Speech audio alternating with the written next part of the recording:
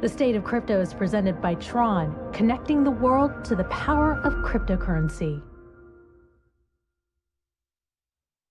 Good morning and welcome back to First Mover. FTX founder Sam Bankman-Fried will be back on the stand again today for more cross-examination in his criminal trial. Joining us now to discuss is Katten, partner and co-chair for the firm's financial markets and regulation practice group, Dan Davis. Welcome back to the show, Dan. Thanks for having me today. All right, we're talking about the Sam Bankman-Fried trial. Prosecutors have really drilled down on the core question of whether SBF lied to customers, investors, the public, or even Congress. What do you make of the cross-examination so far? I think it's been a pretty effective cross-examination. It's certainly, if you're a defendant in a criminal case, that's the real risk you take. If you decide to testify in your own case, you do get a chance to try to convey your version of events, but then you open yourself up to what we've seen over the past day, which is a cross-examination, a pretty significant cross-examination by the government, where they're able to use a number of Sam Bankman-Fried's, previous statements against him and push him on a number of things. So it's a big risk that Sam Bankman-Fried has taken, and the government is certainly bringing everything to bear against him and try to bring the case against him.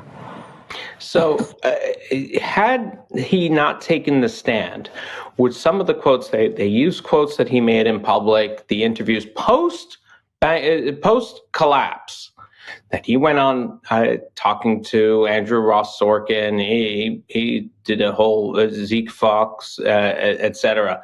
He seemed to make a lot of statements in public that were used yesterday in the cross-examination. Would they have appeared anywhere in this trial had he not taken the stand?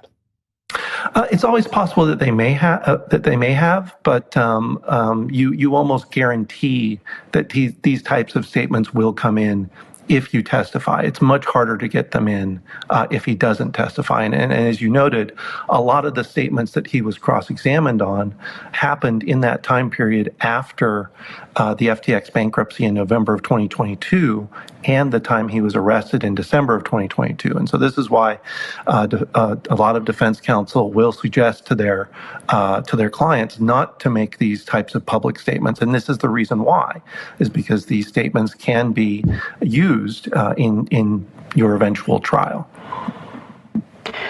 Before Sam took the stand, there's this big question of will he, won't he?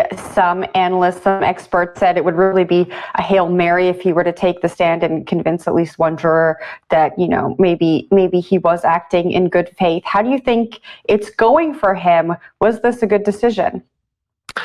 Look, I think in general, anyone will tell you that it's a very risky strategy to take the stand. I think Sam Bankman-Fried is experiencing that, the risks associated with that strategy. I'm reminded of a recent criminal trial where the defendant testified. That was Elizabeth Holmes in the Theranos trial. And after the trial, some of the jurors came out and said, that overall they thought that trial testimony did not help her, and that she didn't come across as very credible in that testimony. And so, it is a big roll of the dice to see, after the cross-examination, if the jurors think that you're credible. And certainly the government's put a lot of things in front of Sam Bankman-Fried where there appear to be some pretty significant contradictions. And so that's something that the jurors are going to have in front of them and have an opportunity to evaluate now. It was a Hail Mary, but it turned out to be a Hail Satan, it seems. So what exactly is his recourse now? Can he turn around and say, if it turns out that it's the attorneys who talked him into it, can he say, look, they put me in a bad situation, I want a retrial, I want to appeal this? Does he have a leg to stand on if that's the case? Certainly there are a number of potential issues that his counsel may raise in an appeal.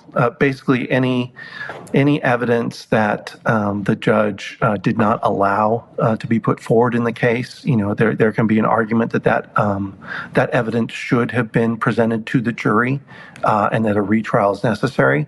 That's always something that's potentially in play with an appeal of a criminal case, depending on how the jury jury rules, of course. But of course, the judge had good reasons for excluding the testimony about trying to avoid confusion with the jury and a couple of other issues. So it gets very complex at the appellate level, but certainly if you're defense counsel, any district court ruling that excludes evidence or excludes anything that you wanted to bring forward is a natural place to look to if there is a conviction and if there's an appeal of the case. And you mentioned that those were things that you would expect a judge to not allow. So realistically, I mean, how long could his appeals take place if he does get convicted? I mean, do you, in such situations like this, I mean, how long before a defendant finally gives up and says, you know what, I'm cooked? The appeal process itself can go for quite some time. You have the Court of Appeals, which is a whole one level of review, and that can take a couple of years. And then, depending on the nature of an appellate decision, there's always the possibility of seeking Supreme Court review. Now, the Supreme Court doesn't have to take your case. You can make a petition to the court, and then the Supreme Court decides whether they'll even take the case, and they only take a small number of cases.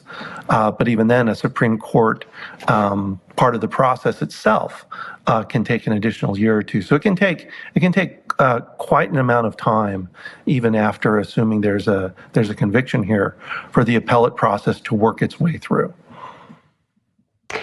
How do you think that this is going to pan out for Sam Bankman-Fried? And I guess separately, how do you think things are going to pan out for other FTX Alameda executives who have already pleaded guilty, who are working with the state? What kind of sentencing do you think they're going to get? Yeah, it's very difficult to predict what sentencing is going to be. That the cooperating witnesses are obviously going to get credit for their cooperation. The government's going to assess how useful the cooperation was and how truthful their testimony was in the government's eyes. But certainly, a cooperating witness will tend to get a significantly reduced sentence. But you can still expect some meaningful sentences for the cooperating witnesses. For Sam Bankman-Fried, very difficult to predict.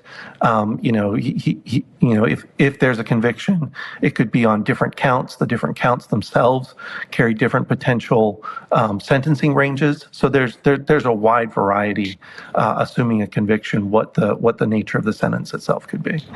Does he stand a chance at all now to say, look, guys, I'll cooperate on a couple of other cases you might be working on if you push for a lighter sentence? I'll plead guilty to a couple of things that you want me to, or has that ship sailed? There's always that possibility. I've had cases where cases had settled in the middle of trial or on the eve of trial. So there's always, it depends on if the parties are in the same ballpark, so to speak, about, if there's some sort of deal that they can do. I think such a deal is unlikely at this stage in the case because, both sides have seen each other's cards and have their views about whether the government's case is going to be successful or not. And those may be very different views. So it's relatively rare for some type of an agreement to be reached at this part of the case, but it's not foreclosed. Right, but if the government says, "Look, we're working on another case here," we'd sure love a little bit of clarity. We'll go light on you on a couple of these things here, or do you think that they say, "Look, this is slam dunk. What do we care?" So it's always a possibility, but like you said, if the government thinks they've got their case and they've got their man, so to speak, it's very unlikely that they would be seeking some sort of out-of-court resolution right now. And Dan, quickly before we go, you previously were general counsel at the CFTC. How do you think this case is going to impact regulation in the U.S.?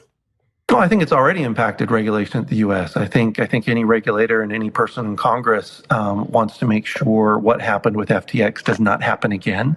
And so, a lot of regulation is trying to prevent the last crisis. And so I think the nature, as we learn more about what happened within FTX and what led to the downfall, that's going to inform regulators and Congress about regulation or legislation that they can pass to, purportedly mitigate or eliminate the risk of this type of event happening again. Dan, thanks so much for joining us. It was a pleasure having you on again. Pleasure. That was Katten partner Dan Davis.